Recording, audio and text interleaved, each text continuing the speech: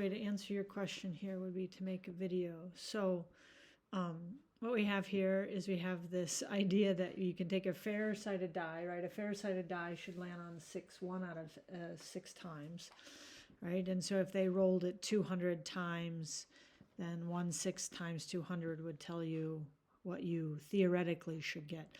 And so they did this, and they want to know, they baked it, right? So they're baking it, and they're saying that that's going to make it be an unfair. And then they're trying to figure out, and this is, and when they say investigative task, you gotta kind of put together what you know about, what you've learned about confidence intervals and statistics tests, and then use it in kind of a novel way. We're going to look at this investigative task a little bit more later, but it'll always be something a little bit new that you won't exactly have seen. But there's enough information here to use what you know. So it says, after the die cooled, they rolled the die 200 times, and the number 6 landed up 43 times. All right, let P represent the population proportion of times number 6 will land face up on a baked die if the die could be rolled an infinite number of times. So now we have this one student. We have Clark, one of the students, constructed a 95% confidence interval for P, and he found it was 0.215 plus or minus 0.57.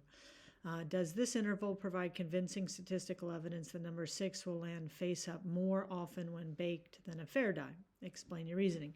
And you have this right here because if we take, it says the interval does not provide convincing statistical evidence that the number 6 will land face up because we get, well, 1/6 is 0.167. And if we find this interval right, if we say 0.215 plus this and 0.215 minus this, you said this was the interval.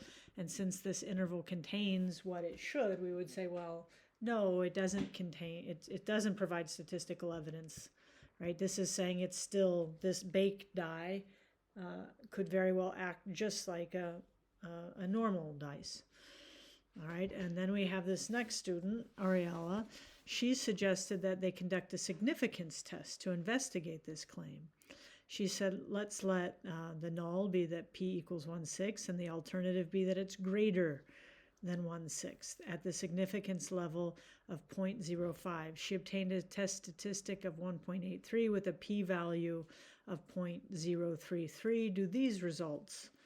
Well, yeah, right? So if we say, so this p-value, right, is less than 5%, so she found something, right?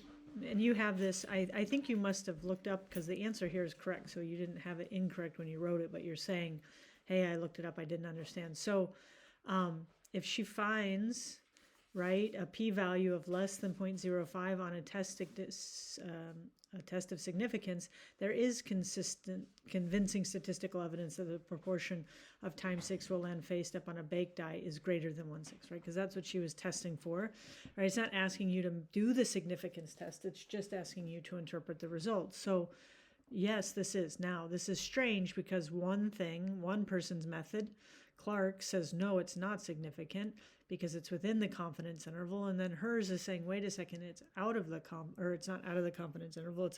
It's a significant result. And so C is going to kind of help us start to understand why is this happening? So we have two standard normal curves below, one for the confidence interval calculated in part E, and one for the significance test in part B. For part B, for the confidence interval, label the critical values, right? So if we were doing a 95% confidence interval, we would have here and here. So we have 2.5% at this end and 2.5% at this end. So this is, right, our 1/6 still, it did fall within this confidence interval, right? But notice when we did the significance testing, we were saying greater than 1/6. And so we were saying that all 5%, so this little 2.5 and this little 2.5 were all the way over here. And then all of a sudden, well, yeah, it was falling. Our result fell here because we took the 2.5 and 2.5 and put it all together on one side of it. And that brings us to Joachim, a third student, noticed that the confidence interval in part A gives plausible values per parameter of an interval between two values. he suggested they develop a one-sided confidence interval because they were concerned with whether the number 6 was landing face up more often than expected, not less. So now it's giving you a formula. You haven't seen this before, but it's helping you. The one-sided interval will determine the value L, right? So P plus Z, and it's saying, determine the value that you need to use here. Well, you already did because we want it to be one-sided. So the Z critical value is the 1.645. And then you're plugging in the values here, which they have done all for you. Right, so they're plugging in the values and they're finding, well, all right, so according to the one-sided, we can be 95% confident the proportion of times 6 will land face up is greater than 0.1672 because the value of 1/6 is not contained in that interval. And now this is really good because now we understand why we had different results, right? Why did we find something not significant and significant? The difference was on whether or not we're finding that value to be on just greater than that value, or when we divided up the 2.5% here on each side. All right, let me know if that helps you.